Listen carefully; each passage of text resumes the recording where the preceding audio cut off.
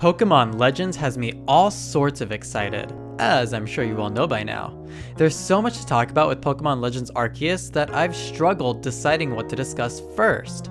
So, why not discuss the possibilities I'm most excited for? And that's all the different ways we might be able to interact with our Pokemon.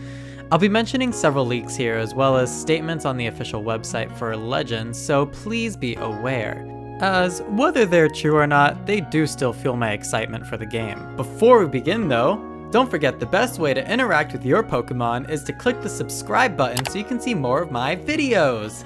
And hit the thumbs up. Yeah, okay, that was lame. Anyways, that being said, let's get started. Number 5 is being able to throw your Pokemon out anywhere in the overworld whenever you want to. Freedom is key after all, and this is just the tip of the iceberg. I got this idea because on the website for Pokemon Legends there's a caption that says to enter a battle with wild Pokemon, simply throw your Pokeball next to the wild one and a battle will ensue. This gave me the picture in my head that we can possibly throw our Pokeball out to have our partner Pokemon hop out and chill alongside us. I'd love it if this was a seamless way to have our Pokemon come out and traverse the world with us, and not in the awful way that Sword and Shield handles it either. I hope they don't follow us so much as travel alongside us. I want to feel like I'm traveling with my Pokemon comrades instead of trying to make them bite the dust. In this case, maybe for the slower Pokemon, at the very least they can catch up to me via a Pokeball, just like in Let's Go Pikachu and Eevee. And I'd love for faster mons to run around me in circles, and even run outward and back in unpredictable patterns similar to Rattata and Pikachu in Pokemon Let's Go. Or even like Wolf Link in The Legend of Zelda Breath of the Wild. I hope when they see something of interest, they react to it in different ways, such as when they see a pretty landmark or another wild Pokemon, they can go up to it and express interest in it. Maybe some Pokemon are more aggressive, but some are more shy when faced with other Pokemon drawing near. There's so many possibilities. Number 4. I'd love to be able to use our Pokemon to solve environmental puzzles and roadblocks. Maybe there's a giant wall of prickly plants blocking a path and we can't continue until it's burned up. So we need a fire type. But wait! Perhaps our little Chimchar isn't powerful enough to let it burn down just yet. Maybe we need a stronger fire type. Or maybe Chimchar can still do it, but it just takes longer. Maybe we come across a cave or a tunnel that we need to get through, and we have our Togepi here with us to light a little flashlight. Or maybe a Pokemon that lights up naturally, like that mushroom Pokemon from Gen 8. But maybe it doesn't light up enough. We could still get through the cave with the little light that we have, or we could get a more powerful Pokemon later on like Gardevoir or something, and light it up way more.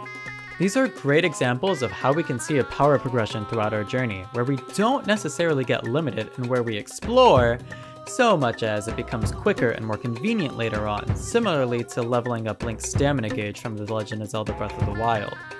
There are so many possibilities with this as well.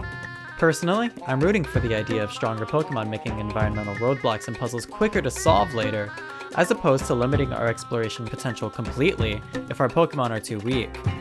Either way, this idea can and should be implemented in Legends, at least to some degree, in my humble opinion. Number 3 though is that we should absolutely be able to ride, swim, climb, glide, and fly with our Pokemon. Okay, maybe not all of these are necessary, but how fun would that be, right? While riding, swimming, and gliding with Pokemon seems like no-brainer necessities to me, climbing and flying with Pokemon sounds like such a fun dream. Let's talk about these in order. Starting with riding Pokemon. Of course, this idea comes from the quote-unquote leaks for Legends that we see our trainer on top of some sort of steed Pokemon. This seems to be a smart, fun way to traverse Sinnoh faster than on foot in a time that exists before bicycles. Honestly, even when bicycles are invented though, we should always have the option to ride our Pokemon, but I digress. I also feel like we should be able to mount any Pokemon that fits a particular structure of a steed-like creature. I hope it's not like Sun and Moon where we only have certain Pokemon that get registered for us to ride on. I said it once and I'll say it again, freedom is key. And in the world of Pokemon where it's all about choosing our favorites, we absolutely should be able to choose from a wide range of Pokemon for any sort of interactability. Next is swimming. Sure, our characters should be able to swim across a body of water on their own, but even better would be to traverse it atop a Gyarados or a Lapras. Maybe a Floatzel or Empoleon could even make us go even faster than them. We could even have surfing-specific mechanics like drifting to make it as fun as possible. Just talking about this gets me so excited. Now let's talk about climbing. And this kind of works hand in hand with what I mentioned about environmental puzzles. I would love it if Mount Coronet was such a huge obstacle that climbing it as our character is impossible. But we can eventually catch a Pokemon that can climb it properly, and we unlock an entire second half of the map when we progress that far. This is also a rare exception of where I'd be okay with our exploration being limited at the beginning, kinda like the Great Plateau from Breath of the Wild. Cause this idea just sounds way too cool to pass up. Imagine just having an entire half blocked off until you get to a certain point of leveling up, you know? Like, Mount Coronet's always looming in the center, you may as well make some use of it like that, you know? Next is gliding Pokemon. Perhaps similar to Breath of the Wild once again, where we can use a paraglider.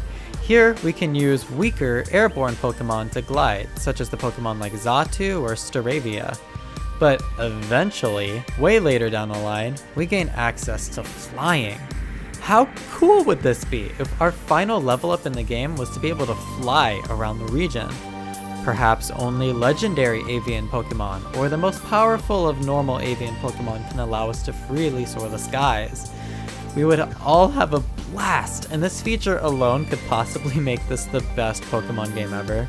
Moving along to more ways we can interact with Pokemon though, we're leaving Ride Pokemon behind and we're going to number 2. Just having every Pokemon be interactable in some way. What do I mean by this? I mean, maybe instead of when you press to interact with a Steed Pokemon and getting on top of them, you press to interact with a small little Togepi, and Togepi curls up into your arms, and you can now carry her around everywhere. Or maybe some Pokemon like Luxio will let you pet them. Or maybe you can tie into my earlier idea of having Pokemon help solve environmental puzzles. Perhaps an Interact command can have some Pokemon use a special move that would be used to affect the environmental roadblocks. I don't have all the answers, but the more interactions we get, the better, and that's essentially what I'm putting this point up to. But number 1 for me would be somehow being able to play with our entire Pokemon party like in Pokemon Camp. Maybe this is set to a different mode like Camp was, or maybe it's seamless with the overworld, or there's specific play areas that we can go to do this with them. Maybe we can play with them in third person and switch to first person perspectives by the press of a button like most modern games allow. Maybe we can collect new toys and play with our Pokemon, or maybe we can cook for them again. Just don't bring back that long minigame that dragged out every time. But what do you guys think? What ways do you want to see Pokemon interact with us in Legends? And do you agree with all the things that I mentioned? Let me know down in the comments. And while you do that, I will take the time to thank all of my patrons over on Patreon. They're getting great inside perks like exclusive access to certain channels on my Discord, behind the scenes information on making the Super Smash Bros. Show, and more. So check that out if you want to join them in becoming a patron of mine. Once again, thank you for all your support as it means the world to me, and I'll catch you all in my next video.